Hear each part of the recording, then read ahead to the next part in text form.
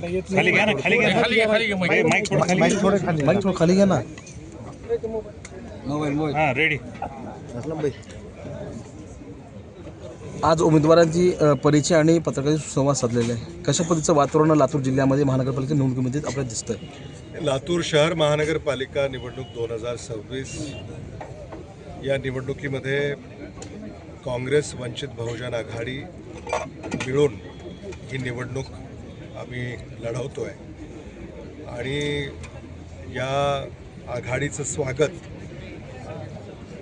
सगळ्याच स्तरावरून होत आहे आणि मला विश्वास आहे की काँग्रेस आणि वंचित बहुजन आघाडी 2/3पेक्षा अधिक बहुमत घेऊन लातूर शहर महानगरपालिकेमध्ये बहुमत प्रस्थापित करेल असा मला विश्वास आहे. शिवाजी पाटील निलंगेकर यांनी असं सांगितलेलं आहे की काँग्रेसकडे विकासाचे मुद्दे नसल्यामुळं फक्त चिखलफेकीचं राजकारण करतात आणि चर्चेसाठी खुलं आव्हान पण दिलं आहे आपल्याला लातूरच्या विकासासंदर्भात. संभाजी पाटील दरवेळेला हे असंच काहीतरी आव्हान करतात.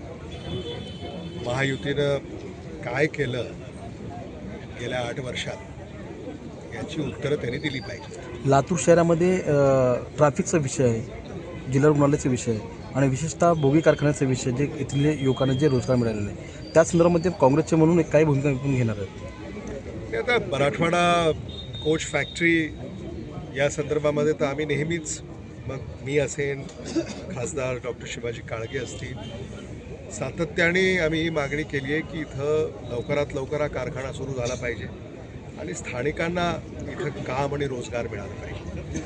पण ज्या हेतूनं हा कारखाना उभा करण्यात आला होता तो हेतू काही साध्य होताना दिसत नाही.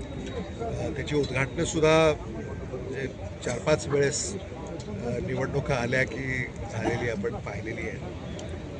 आमचा अजूनही तकादा असेल की तिथं स्थानिकांना रोजगार मिळाला पाहिजे, स्थानिकांना काम मिळालं पाहिजे आणि तिथं ॲन्सिलरी उद्योग म्हणजे ॲन्सिलरी इंडस्ट्री याचं जाळं कसं उभं करता येईल हा आमचा प्रयत्न असेल. म्हणजे भाजपच्या निष्ठावंत कार्यकर्त्यांची बंडखोरी केलेली आहे, त्यामध्ये काँग्रेसचाच हात असल्याचं बोललं गेलेलं आहे.